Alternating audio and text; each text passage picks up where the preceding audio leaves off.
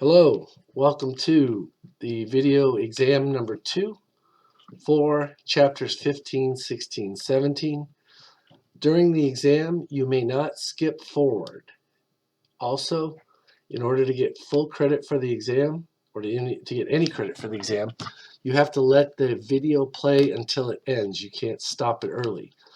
At the end of the video, there are questions. There may be a little bit of the video left after you answer the questions. Let it run out until the video completely stops on its own. You may take this video exam as many times as you like, and I will keep the highest score.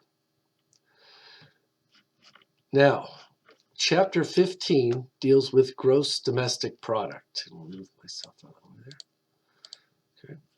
Now, it comes from a system called national income accounting. And this is the system used to measure the aggregate income and expenditures for a nation. So how much people make in earnings and how much they spend. Gross domestic product is the market value of all final user goods and services produced within a nation during a period of time, usually a year. So GDP is the market value of all final user goods and services produced within a nation during a time period, usually a year. Now, each sentence or each little phrase here, like market value, final user goods and services produced within a nation during a period of time, these things all have important meanings for GDP. First off, what are final user goods and services? These are finished goods and services produced for the ultimate user. To give you an example, consumer goods are a final good. So if I produce a pizza and I sell it to you to eat, that is a final user good and service, and it counts towards GDP. What doesn't count is the cheese and the dough and the tomatoes that I buy that go into making the tomato. Those are what we call intermediate goods. So we wait until they're sold to the final user, in this case in the form of a pizza, to a consumer who's going to use it. We have investment spending, and there we would say produce a 18-wheel Mack truck, and the Mack truck dealer sells it to Goodyear. That Goodyear's going to use it to deliver tires. That would count towards GDP. The government buys a taser, a bomb, a water board, a secret prison, a school, a road that they're going to use. That would count towards GDP. Those are government goods or government spending. Intermediate goods are goods and services used as inputs for the production of the final goods. So the tomato, the dough, and the cheese that I use to make the pizza that I sell to you, those would be intermediate goods. Those do not count towards GDP. GDP does not count intermediate goods. Now, GDP has an advantage because it measures the value of the output within a nation's boundary in terms of dollars rather than the number of goods and services we sell. And that's because we can't add apples and oranges. GDP does not measure second-hand transactions. So, for example, I have a house. It was built in 1967. I bought it. Let's say I bought it this year. That house would not count towards GDP because it was produced in 1967. Instead, none of the house would count towards GDP. But if there were a commission, say for a real estate agent in the sale of the house, that commission would go to pay for a service conducted this year. So the commission that the real estate agent made would count towards GDP, but not the value of the house. Another thing we have here are government transfer payments. That's a government payment to individuals, not in exchange for goods or services currently produced. Such non-productive transactions are not counted in GDP. That would be temporary aid to needy families, TANF, what we commonly call welfare, Social Security payments, disability insurance, Social Security disability insurance, unemployment compensation, because the government gives money away to those people and doesn't receive anything back. That does not count towards GDP because nothing was produced. Okay, and GDP does not measure non-productive financial transactions. So this would be things such as the giving of gifts, stocks, the sale of stocks or bonds, and the transfer of payments, which we talked about earlier, things like Social Security, temporary assistance to needy families, welfare. Now, with the stocks and the bonds, oftentimes a stock or a bond is sold by a broker. The broker, just like the real estate agent, performs a service of matching a buyer and seller. So the commission that the stockbroker made on a stock sale, for example, would count towards GDP. We'll now insert a quick quiz, or excuse me, some test questions on what we just covered, and then start on circular flow models. A circular flow model is a model that shows us how all the pieces of this GDP puzzle fit together. And here we have a very simple two-sector, two-market model. The sectors are businesses and governments. Businesses and households. There is no government. This is a beautiful model. Then up at the top here, these two top boxes, we have markets. This is the product market. The product market is the sale of all final user goods and services. So Mack truck to Goodyear, a pizza to you, a taser to the government. Those are all final user goods and services, so they would be sold in product markets. Factor markets are all the inputs that go into making those final user goods and services. So households supply factors.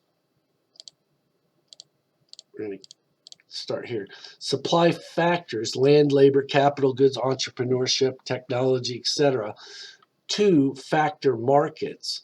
And these get sold to businesses as the factors of production, or resources as your book calls them. Those 7 things that go into making everything that we like. Businesses, in return, pay cash for those factors. These become the business's cost, and that money becomes income for householders. Okay? The households spend some of that money through product markets buying final user goods and services. That money goes to businesses, and that becomes their income. Businesses supply final user goods and services, pizza, Mack trucks, tasers, through product markets that then, in this case, just go straight to households. Okay? And this creates a circular flow of goods and services and resources through the pink pipes here, and a flow of money that goes through the blue pipes. You can see the money goes in the opposite direction of goods and services. Now, what we'd like to do is measure, say, the supply of final user goods and services coming out of product markets, add them together and come up with a number, but we can't. We can't add apples and oranges and Boeing 737s and tasers and come up with any meaningful number, because they're different. It's like adding up apples and oranges. So what we can do, however, is add the amount of spending that goes into these product markets, because this is all in dollars. And that's how we measure GDP, using the expenditure approach. We add up all of the different spending from households. Later on, we'll see businesses, governments, and foreigners going into these product markets, add up all those dollars spent, and that is one measure of GDP. Another way we can measure it is every dollar in income, in expenditures. Every dollar in expenditures becomes a dollar in income for somebody, with a few minor exceptions. So we can add up all of the money that gets paid for the factors of production: land, labor, or rent. Land, labor, capital goods, entrepreneurship, etc., going into households, because they own all the factors of production. That, with a few minor adjustments, would also equal GDP. The expenditure approach is the national income accounting method that measures GDP by adding all the spending for final user goods and services in the economy. So going back to our diagram here, it's all the money going into this product market. Okay. The economy is divided up into 4 sectors. We have consumption, investment spending, government spending, and foreign exports minus imports. That is called net exports. Okay, so we take the amount of money that foreigners spend on our exports, subtract the amount of money we spend importing goods from them. That net number, net exports, becomes a sector in GDP.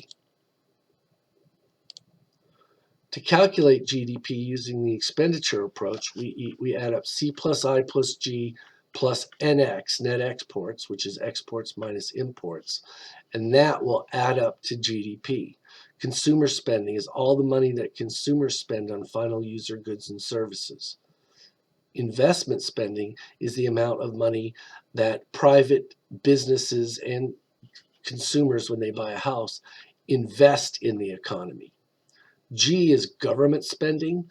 That is all the money that government spends buying goods and services in the economy. And then net export is on net, how much foreigners spend buying our output.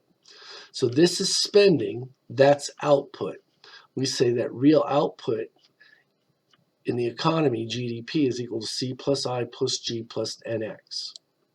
Now here's an example of a breakdown for 2014. You can see in this year, personal consumption expenditures, $11.9 trillion was spent on consumption. That's 69% of GDP, or the economy, according to GDP figures. Gross private domestic investment, that's fixed investment plus changes in business inventories, added up to $2.8 trillion, and that's 16% of GDP. Then we look at G, government consumption expenditures and gross investment.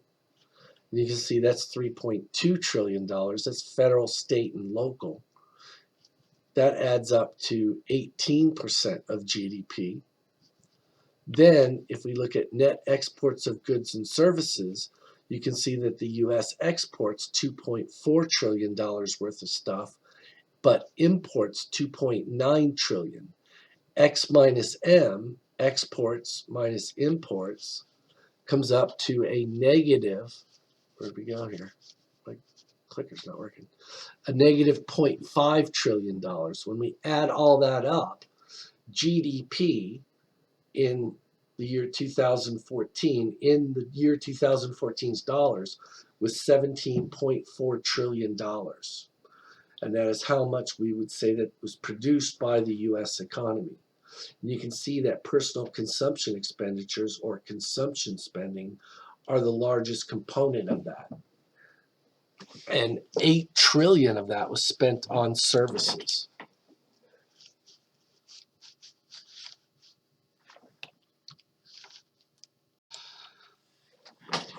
The income approach is another method of measuring GDP. And here, instead of adding up all of the expenditures in the economy, we add up all the incomes. Okay, so we add up everybody's income. There we go. Okay.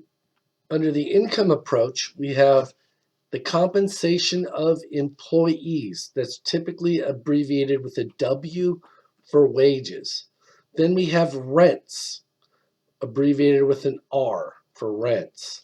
Then we have profits, where we abbreviate that with a pi. Net interest, NI. And then, because technically not every dollar spent becomes someone else's income, there are 2 non-income adjustments we have to add in here. The first one is indirect taxes. These are typically considered to be taxes calculated as a percentage of the cost of goods sold. An example of that is sales taxes. When you go to Dollar Tree, you buy something, the price is $1, but you pay $1.10 here in Gadsden. 10 cents of that $1.10 goes to the state county, local, and federal governments. And it doesn't go to the business. So when the business calculates their profits, 9 cents was spent or given to them. The thing you buy at the Dollar Tree is technically worth $1.10. Okay, but they only receive $1 of it as revenue that goes towards profits. That 10 cents goes to the government. So we have to add that 10 cents in for the sales tax here because the item was really worth $1.10. And then finally we have depreciation. Depreciation is the wearing out of capital goods over time. And when a business buys, say, $100,000 Mack truck to deliver tires, they say there's going to be some expected life of that truck, say 10 years. At the end of 10 years, it'll be utterly, completely worthless. It'll be junk. So we spend $100,000 on a truck now, and we're going to use it for 10 years. We can't write the cost of the truck off completely. We can only use part of it, usually about 1/10. So we buy $100,000 truck. We can't write the $100,000 off now. We write it off over 10 years, $10,000 a year, until the truck is no longer being used. It's worthless. Compensation of employees, income earned from wages, salaries, and certain supplements paid to labor. Rental income is rent and royalties received by property owners who permit others to use their assets. Things like patents and copyrights are considered to be assets, and oftentimes those receive royalties. If you own an apartment building and you let someone use an apartment, that's rent. When we talk about profits, we have two different types of profit. There's proprietor's income and corporate profits. Corporate profits are profits earned by a corporation. A corporation is simply a piece of paper, and that creates an entity, the company or the corporation, that is its own person. So it has its own liabilities and debts and profits and has to pay its own taxes. Proprietors, generally sole proprietors, but also partnerships, are where private individuals own the businesses and they are the business. So if you're sole proprietor and you open up, Students Incorporated, you, the student, are the business as well as yourself. Okay. There's a definition for corporate profits. Net interest is interest earned from loans to businesses and theoretically to government. So what we do here is we take all of the interest that's paid into banks and other companies and to individuals, add it up. Then we subtract out the interest that was paid by consumers on their debt. What's left over is net interest. Indirect business taxes, taxes levied as a percentage of the prices of goods and services sold, and therefore collected as part of the revenue received by firms. Perfect example of this is the sales tax. Okay, you pay $1.10 for something at the Dollar Tree. 10 cents of that is indirect business tax. The other dollar goes to the company. Depreciation and allowance for capital worn out, producing the GDP. Here are numbers. You can see that compensation of employees, W, is the largest component of GDP at $9.2 trillion. Rental income is very low at 3%. Profits, both for businesses, corporate businesses and sole proprietors, are $3.5 trillion. That's 20% of GDP. Net interest, 0.5%. Indirect business taxes, 1.3%. And then depreciation, 1.3 trillion, that's 8%. And then depreciation, 2.3 trillion, that's 13% of the economy. And this is from the year 2014. And GDP adds up to $17.4 trillion. And as you see here, if everything comes out right, GDP using the income approach is exactly equal to GDP using the expenditure approach. Now we'll take a quiz and come back. We'll answer test questions and come back.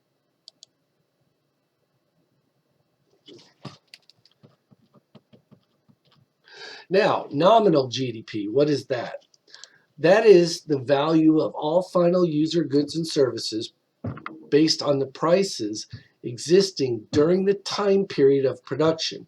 So every year we go and we add up, say, the expenditure approach, C plus I plus G plus NX, and that comes out to be nominal GDP. That is in the dollars or valued according to the prices that exist in the year the goods are produced. So we've got nominal GDP for 2018, 2017, 2016, so forth and so on. Now, the problem is those GDPs are hard to compare because the value of a dollar changes each year. So 2018's GDP is in 2018's prices, which is based on the value of a dollar in 2018. But each year, the value of a dollar changes. So do the prices with which GDP is produced under, and we can't compare year to year or over time. To do that, we calculate something called real GDP. And this is an attempt to value all of the final user goods and services produced during a given time period each year based on the prices existing in a selected base year. That base year is randomly selected, okay? And for what we call the GDP Chain Price Index, that year is year 2000. So what we would like to do if we could is take all of the planes, the cars, the pizzas, the tasers, the schools that were produced in the United States and all the other goods, and then take the prices for each one of them from this base year, the year 2000, and then we would multiply the number of planes times the price of a plane, get some number, multiply the number of tasers times the price of a taser in the base year, get some number. Do that for each good or service produced in the economy, then we could add up those products and come up the sum of the sum of the products, price times quantity, and get some sort of GDP from using base year's prices. But instead, we can't do that. So what we do is something called the Chain Price Index. And this is a measure that compares changes in the prices of all final user goods and services during a given period to the prices of those goods in a base year. So when we calculate real GDP, and this will be on your formula sheet, we take nominal GDP. That's GDP that we calculated using C plus I plus G plus NX if we're using the expenditure approach, or GDP that we calculated using the income approach. Compensation of employees, W, plus rents, R, plus net income, NI, plus profits, pi, plus those two non-income adjustments, indirect business taxes and depreciation.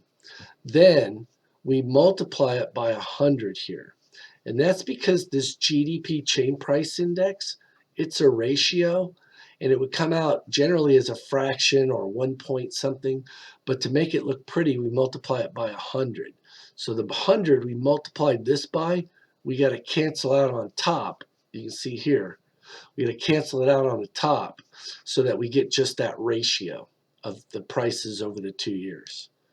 And you can see here is real GDP as calculated each year in the red. You can see the base year here. They've actually changed that. It used to be 2000. It's 2009 now. And if you look at the base year, real GDP and nominal GDP should be equal. After the base year, nominal GDP is always higher than real GDP. Before the base year, real GDP is always higher than nominal GDP. And that's because the value of a dollar constantly falls. Okay? And we're taking into account the value of the dollar here with real GDP. So this is nominal GDP is $6 trillion in 1990, but those dollars are worth more than the dollars in the base year. So each dollar is worth more than a dollar in terms of 2009's dollars, because 1990's dollars are worth more. So that increases real GDP above nominal. After the base year, the value of a dollar is always less than the base year's dollar. So here we get nominal GDP, but it's in say the year 2012's dollars. Those are worth less than a 2009 dollars. So GDP, nominal GDP, is always above real GDP. And here you can see some of those numbers. Real GDP here, this is what we would compare. We'd say, oh, between 2014 and 2009, real GDP went up by $1.6 trillion over that 5-year period. Here you can see those GDP chain price index. We take nominal GDP, divide it by the chain price index, and that will give us real GDP. Okay, take some time, finish the test questions, and when you get done, we'll start on chapter 16. Okay, chapter 16, this deals with business cycles and unemployment. What is a business cycle? A business cycle, according to your book, are alternating periods of economic growth and contraction, which can be measured by changes in real GDP. So we look at that real GDP number we just got done calculating in chapter 15, and we see what happens to it over time. Now, whenever we have a business cycle, it's this recurring pattern of booms and busts we see. A boom you can think of as an expansion, a bust you can think of as a recession. So the 4 phases of the business cycle are, the first one is the peak. The peak is where GDP tops out during an expansion. Then we have a recession where real GDP falls or declines over time. That bottoms out in a trough. And then we get what your book calls an expansion or a boom. The peak is the phase of the business cycle during which real GDP reaches its maximum after rising during a recovery. A recession is a downturn in the business cycle during which real GDP declines and the unemployment rate rises, also called a contraction or a bust. Now, when we start talking about recessions, in order for the government, okay, the National Business Cycle Research Center, whatever, NBER, National Bureau of Economic Research, in order for them to declare a recession, you have to have at least 2 consecutive quarters in which real GDP declines. Okay, so it's really interesting here is we would be in a recession for 6 months before the government would ever declare it a recession. After 6 months or 2 consecutive quarters of real GDP decline, then economists would declare the economy in recession. Okay. Now, a downturn, a recession. So all these things we talk about are the same thing: a depression, a recession, a downturn, a panic. We usually reserve that term depression for a historical reference to the deep and long recession of the early 1930s. But really what's gone over time is each time they name the thing, everybody gets upset about it. It's not a nice thing. Politicians, nobody likes to be in power when there's a depression.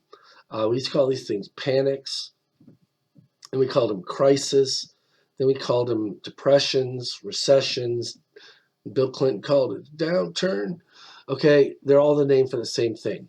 All right, and the reason the name changes is because politicians and government bureaucrats now claim to be managing the economy. So if the economy goes into a recession, it sounds worse than saying a downturn. So they say downturn. The trough is the bottom of the recession. It's the sort of the darkest of the night before dawn, okay? And that is where real GDP reaches its minimum after falling during a recession. And then finally, the recovery is an upturn in the business cycle during which real GDP rises, also called an expansion or a boom. And here we've got a picture. You can see real GDP is going up, then down, then up, then down. Okay. Um,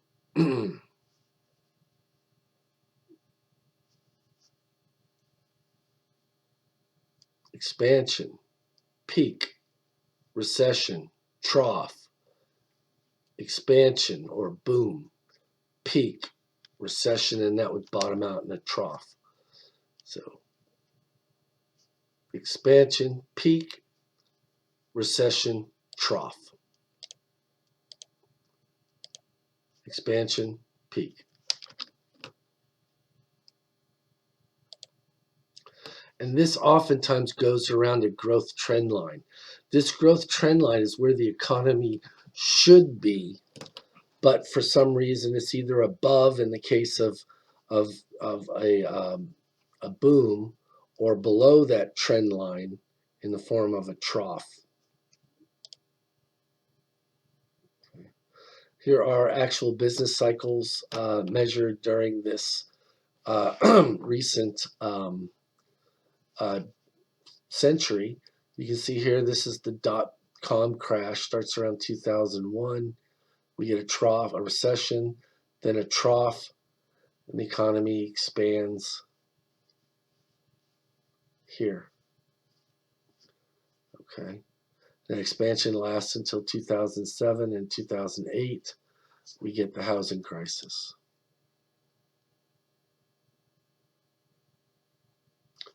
Here we have peak unemployment rates since after World War II, 7.9%, 5.9. You can see this 1982 recession was very bad, and the one we just came through in 2009 with 9.7% unemployment rate.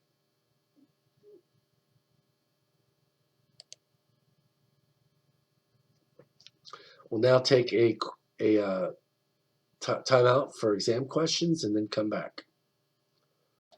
Okay, welcome back. We just got done talking about the recession phase of the business cycle, and we said that during a recession, unemployment goes up. So here we're going to discuss unemployment.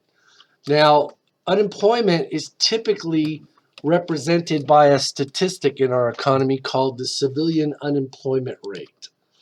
Now, the unemployment rate is the percentage of people in the civilian labor force, and we'll define that later, who are without jobs and are actively seeking jobs.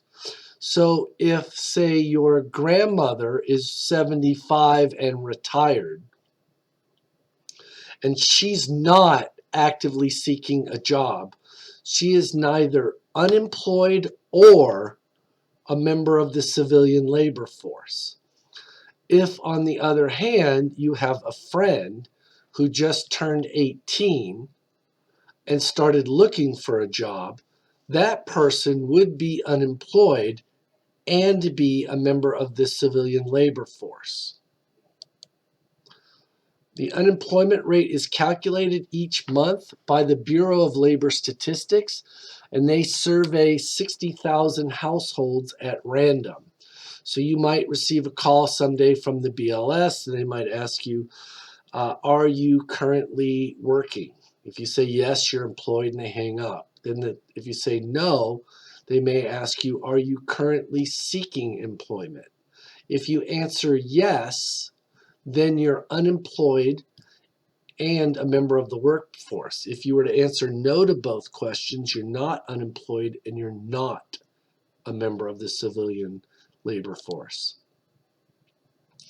The civilian labor force is people 16 years and older or older who are either employed, that means they have a job, and we'll define employed, or actively seeking a job, excluding members of the armed forces, homemakers, and people in institutions. So if you are in the Army, you're not in the civilian workforce. If you are a stay-at-home mom or dad, you're not in the workforce. If you're locked up in prison, you are not in the workforce. Now, to be considered employed, you have to work at least 1 hour a week for pay or at least 15 hours per week unpaid in a family business. Okay, so if you're, say, live on a farm and you have a 16-year-old on the farm who works 15 hours per week, even though they aren't paid, they're employed. If you have a job, you work at least 1 hour a week for pay, you are employed. Who's considered unemployed? Now, this is the tricky one. Anyone who is 16 years of age or older and is actively seeking employment. So that means if you were to be considered unemployed this month, when they contacted you, they said, "Do you have a job?" No. They'd say, "Oh, are you actively seeking employment? Did you put a job resume? Did you go to an interview? Did you go to a job fair, an unemployment office, a counselor, or excuse me, a headhunter? Any of those things, you're actively seeking employment, you're unemployed. But what if you're sitting at home eating potato chips, watching Oprah? In that case, you are not unemployed because you haven't actively sought employment. You have to be actively seeking employment to be considered unemployed. And that's one of the critiques of this statistic, is that it doesn't take into consideration what we call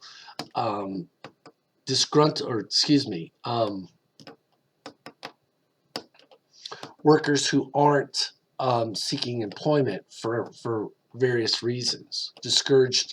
People who are discouraged and aren't looking for work. And they are called discouraged worker. This is a person who wants to work but who has given up searching for work. So even though they want to work, they stopped looking, they're not unemployed and they're not a member of the workforce. Now, here, the total population 16 and over, people who are in the civilian labor force, the employed, people who have jobs, that would be employees or people who are self-employed. They're all employed. Unemployed, new entrants, say you just turned 16, you go out and apply for your first job. Okay, you're a new entrant into the workforce, but you are considered unemployed. Re-entrants, let's say a stay-at-home mom stays at home until the kids get into kindergarten or something, and then re-enters the workforce. She worked before she had kids, but then re-enters the workforce to start working again, puts a job application out. She's unemployed. People who lost their last job. So let's say you were working at a sock mill and the sock mill shut down. You would be unemployed. You'd be laid off. Or people who got fired. Let's say you woke up late, few days in a row and were late for work, and the boss says, "Get out of here. You've lost your last job. You're unemployed," as long as you're actively seeking employment to get a new one. People who quit their last job. Okay, you go to work one day, say, "I can't take it here anymore," quit, and then start looking for a job, you're unemployed. Those people are all unemployed. Also considered convicts. People get out of jail, right? They're re-entrants or new entrants. Okay.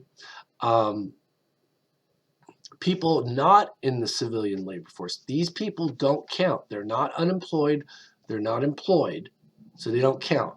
People in the armed forces, we exclude them from the civilian labor force because it's generally thought that the civilian labor force responds better to changes in the business cycle. Armed people in the armed forces, their job isn't dependent on how well the economy's going. It's dependent on national defense needs and who we're invading and other things. Household workers, house husbands, housewives. Students, if you're going to school and you're not working and you're not looking for a job, you don't count as part of the civilian labor force.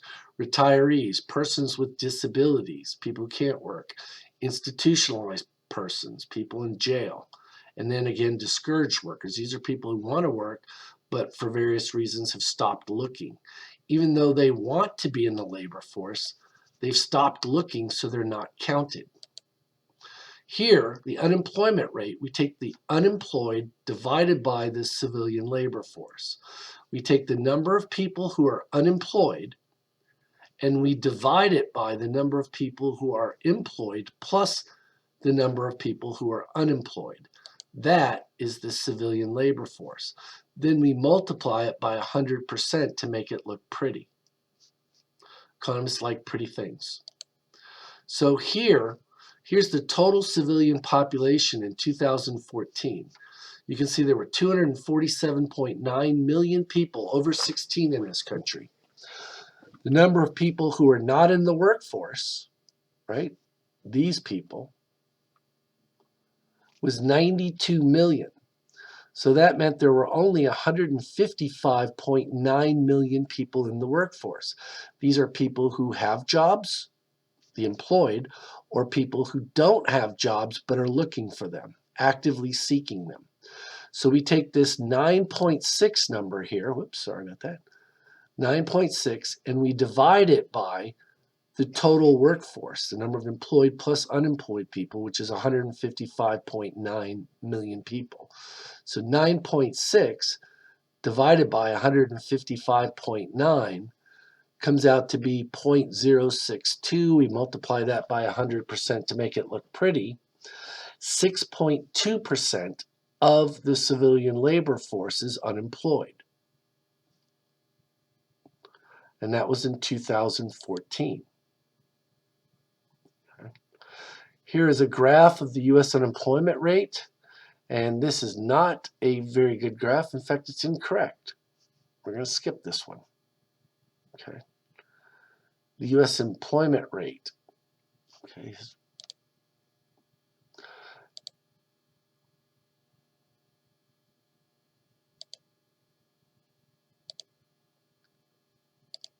Something happened here. Apologize for this. I got to go through these slides here to get to the right one. There we go. All right. So that's how you calculate the unemployment rate. Remember, the civilian labor force is the number of employed people plus unemployed people. That goes on the bottom in your numerator. Excuse me, in your denominator. The numerator is simply the number of people who are unemployed. 9.6 would go up top. Here there's the number of people who are unemployed.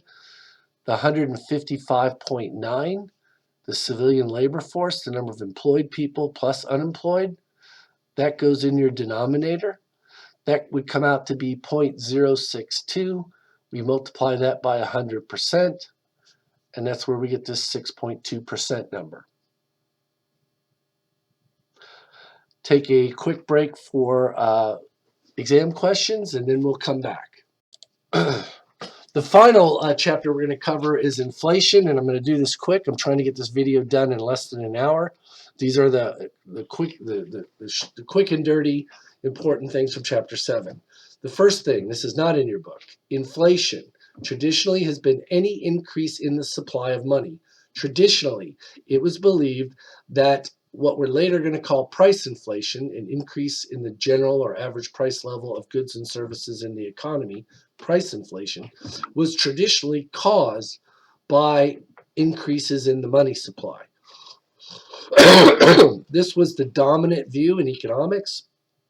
In the 1930s, we actually get an economist, John Maynard Keynes, who encourages inflation and doesn't want it thought of as a negative. So we changed the word to price inflation. And what we commonly call, we changed the word price inflation to just inflation. So typically when you watch TV, no one ever talks about changes in the money supply and its effect on prices. Instead, we just simply say that inflation is any increase in the general or average price level of goods and services in the economy. That's actually incorrect. Traditionally in economics, that's price inflation. Inflation is any increase in the supply of money. Now, when we try to measure price inflation, the most widely reported measure of price inflation is the Consumer Price Index, commonly called the CPI. There are different variants of it. We're going to go over a basic caricature of the CPI. The CPI is an index that measures changes in the average prices of consumer goods and services. This is calculated by the Bureau of Labor Statistics, which is part of the Department of Labor. Oftentimes, a lot of union contracts and labor contracts, cost of living increases are based on the CPI, as well as cost of living indexes for Social Security recipients and government pensioners. So the Bureau of Labor Statistics calculates this number. And the BLS records average prices for what we call a market basket of different items purchased by the typical urban family of four. So what the BLS does is they construct this market basket, and they go out and try and buy basically the same thing every year. So they take a shopping basket and they put in there the price of a 3-bedroom, 2-bathroom house in Pittsburgh, Pennsylvania. The cost of monthly rent on a 2-bedroom, 1-bathroom apartment in Seattle, Washington.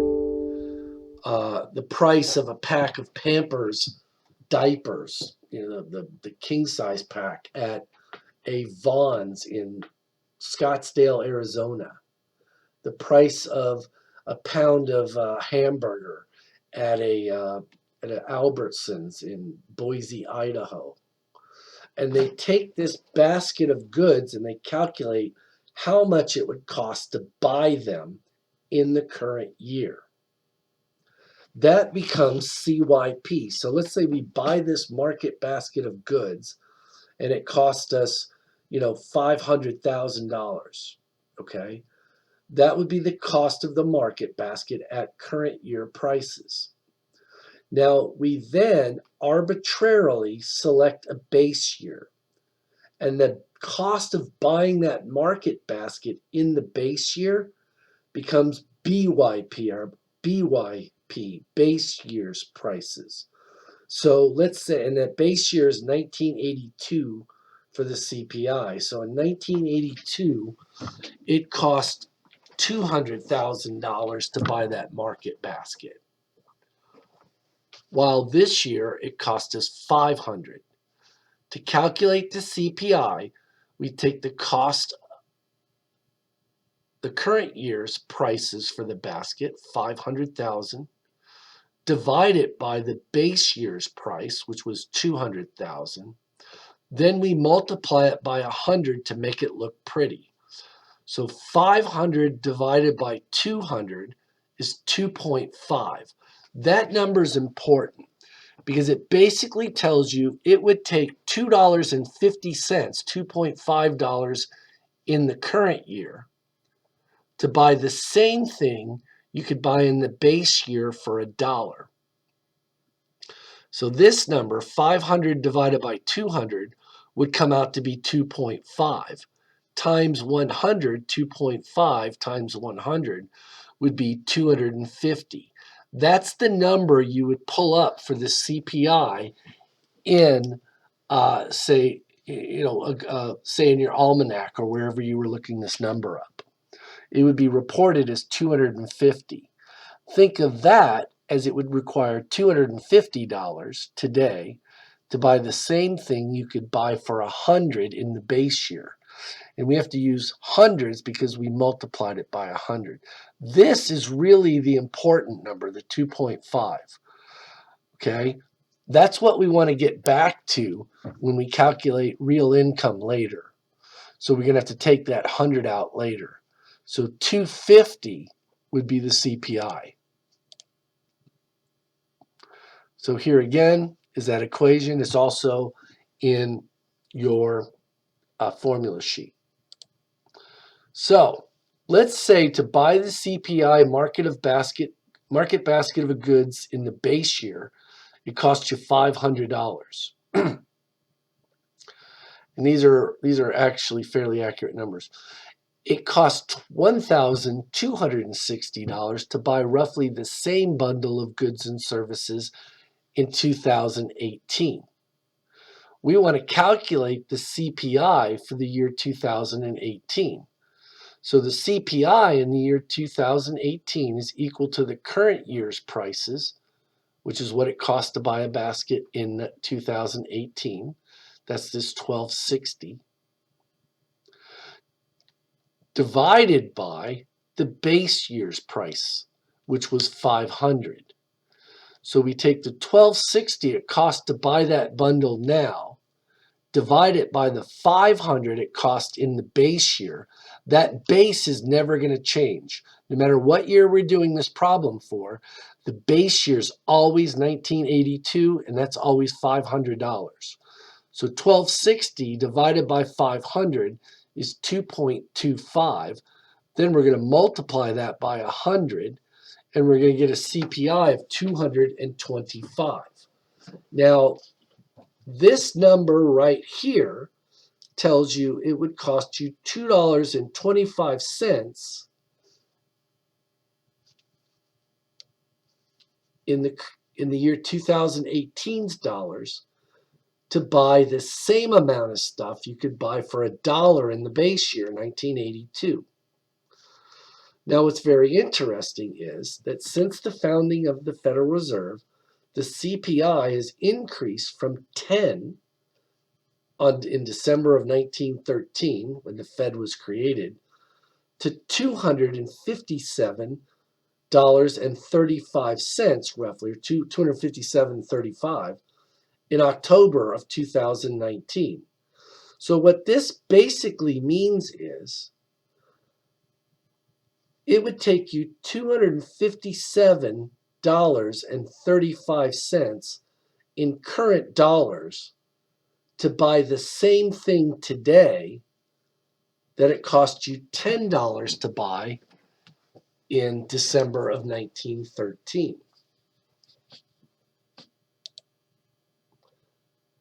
We're going to use that information to calculate the rate of inflation, or annual rate of inflation. Here, we take the consumer price index in a given year, divide it or subtract the current price index in the previous year, or a previous year, and divide it by the consumer price index in that previous year, then multiply it by 100. Okay. So if we want to find out how much prices went up this year, we take the CPI in 2019 when it's calculated, subtract the CPI in the previous year, 2018, divide that by the CPI in the year 2018. Then once we get this number, we're going to multiply it by 100 to make it look pretty. So here, we're going to do this, find out how much prices have gone up since the founding of the Fed. The CPI in the current year is 257.346. I got this from current government statistics. The CPI in the previous year, this should be CPI-PY, was 10. So we'll correct that. CPI-PY in the previous year.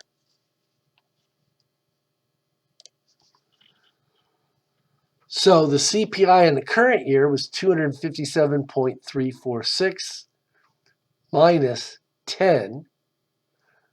We'll calculate that, then divide it by 10, calculate that, and then multiply it by 100% to make it look pretty.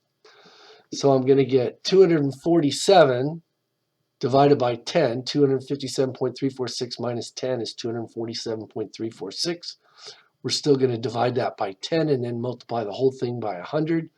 You divide 247.346 by 10, you're going to get 24.7346.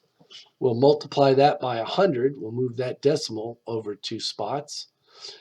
We get a 2,473.46% change in prices since the Federal Reserve Bank of the United States was created.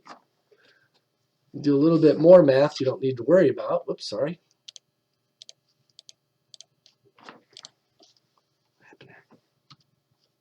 There we go. And we will find out that the purchasing power of the dollar has decreased at least 96.11% since the Federal Reserve was created using the reported CPI numbers. Now, that decrease in purchasing power is probably a lot more because the purchasing power of gold or a stable fixed money supply would actually increase. So we would actually be able to buy more with our dollars today than we could buy back then. That isn't included in this number. But remember, the purchasing power of a dollar has decreased by 96.11% since the Federal Reserve was created in December of 1913. There are numerous problems with the CPI. One of them is the market basket may be unrepresentative. It can overstate or understate inflation for certain groups. In fact, no one buys the things in the market basket. If you are young, you buy a lot of technology, the price of technology typically decreases. If you're older, you buy a lot of fuel, you buy a lot of food, your budget is much more skewed towards that end rather than technology, the CPI for you could be higher than the average person. It does not measure quality. And substitutes are oftentimes ignored. So let's say the price of chicken goes up, people might buy more pork, but the basket doesn't necessarily reflect that. Inflation, tends to shrink people's nominal income. Nominal income is the actual number of dollars received over a period of time. So this year, let's say you made $100,000.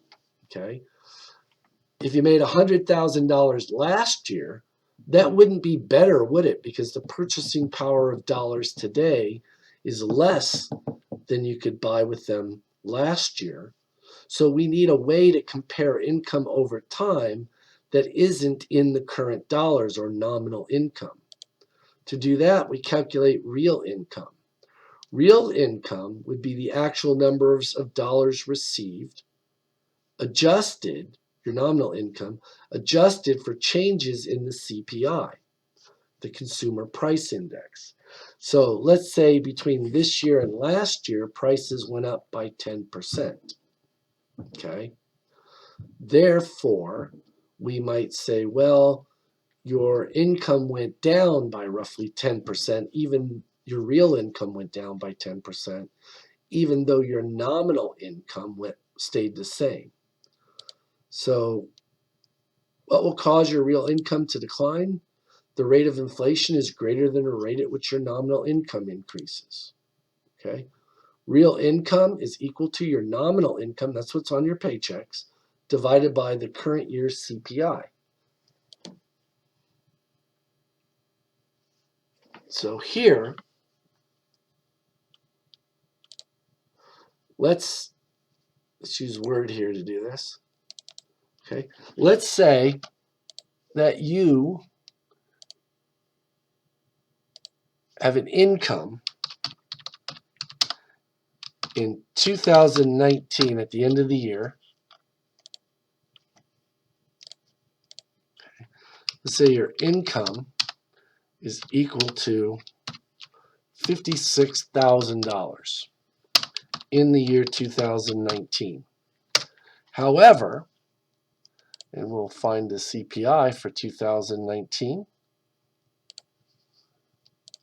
The CPI for 2019 is 257.346.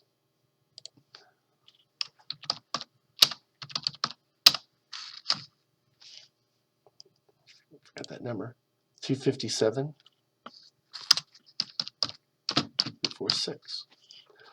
We want to know what is your real income, and this would be in 1982's dollars. And that would be equal to your nominal income in 2019 divided by the CPI for 2019 times 100. Okay. So here, we're going to take the $56,000 you made this year. We're going to divide it by 257.346. That's 346, not 3146. Then we're going to take that whole thing and we're going to multiply it by 100 to make it look pretty. Using my calculator here, 56,000 divided by 257.346 equals 217, and we'll round it off to the penny, 61, times 100. So your real income would be $21,761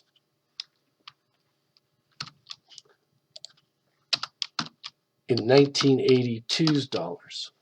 So what that would mean is the 56,000 you made this year would buy roughly the same amount as $21,761 in income back in 1982. Now, let's say we wanted to compare that to your income last year. And let's say you made, let's say your nominal income in 2018 last year was we'll call it $55,500. So you get a $500 raise this year. We would look to last year and find the Consumer Price Index for the year 2018. And here I've got 251.107. We'll copy and paste that up here. Okay, so the CPI for 2018 is equal to, we'll make that bigger so you can see it.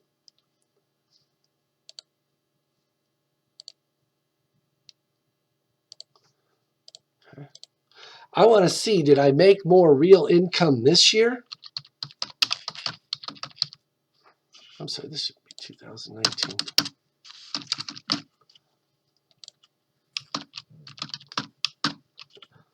Or less. So I'm going to take my nominal income for the year 2018, divide it by the CPI for 2018, then multiply it by 100. That's to get rid of the 100. We multiplied the CPI to make it pretty. Okay. Make that a little smaller so it's all on the same line. Okay. Now we're going to start substituting in.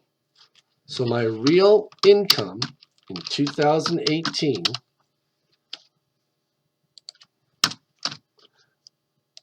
is equal to my nominal income, which was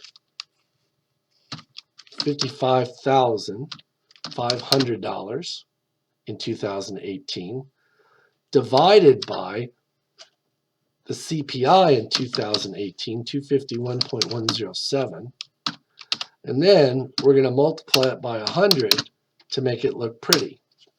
Going over here to my calculator, we'll clear that out. 55,500 divided by 251.107 comes out to be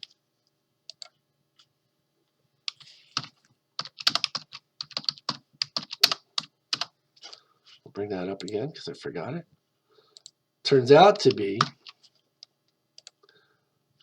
221.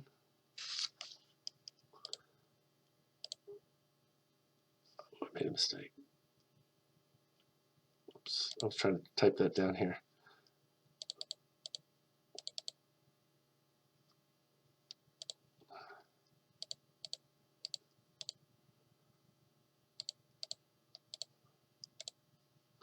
So we got $221.02 times 100, and my real income in 2018 would have been $22,102. And then we're going to put in brackets here 1982's dollars. So between last year and this year, I got a $500 nominal pay raise, but inflation grew faster. So my real income actually went down, even though my paycheck has more dollars on it. And that's because of price inflation.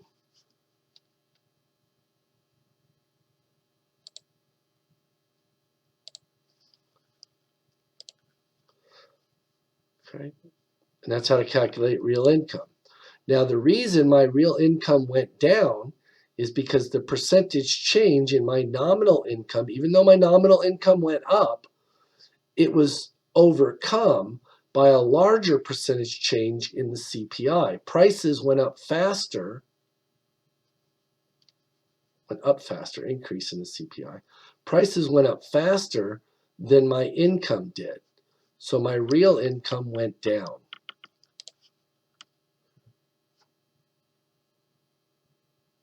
Now, here's an example. Babe Ruth earned $80,000 in 1932. How much did he earn in 2014's dollars? We take the $80,000 that he made in 2014. We multiply it by the CPI in 2000 in the given year, divided by the CPI in 2014, which was 13.7. Excuse me, 1932 was 13.7. And you can see here that Babe Ruth's $80,000 salary in 1932 would be comparable to making $1.3 million today. So he was fairly rich. Even though today we'd say if you made $80,000, you're certainly not rich. You might be well off or okay, middle class, but he would have been making the equivalent of $1.3 million today. And finally, hyperinflation. What is hyperinflation? This is an extremely rapid rise in the general price level. Some people will say it's more than 100,000% a month, but we really don't have an official definition of it. But prices rise extremely fast. Here you can see this is bread in Zimbabwe. These are Zimbabwean dollars. That is a bundle of 1,000 Zimbabwean dollar notes. You can see there's some 100,000 bundles, right? This right here, this basket of money here is what this person needs just to buy a loaf of bread. Inflation hit a high of 79.6 billion% per month. What that means is prices, say you were paying 100 Zimbabwean dollars, or let's say 1,000 Zimbabwean dollars for a loaf of bread this month. At the beginning of the month, at the end of the month, you'd have to spend 796 billion Zimbabwean dollars to buy that same loaf of bread. At this rate, farmers wouldn't sell their crops because the money became worthless before they could spend it.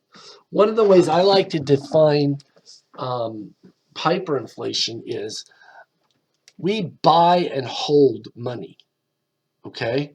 When you sell something, you're buying money. So when I sell my labor to Gadsden State, I'm buying money. And then I might hold it, okay? I might get my paycheck and wait till the end of the month to spend some of it. Okay, I'm holding that money. When you get hyperinflation, people will still accept the money. They'll still buy it, but they're just going to turn right around and sell it. They don't want to hold it because it loses its value as you hold it. Okay. And that is the end of this lecture. There will be questions and you'll be done.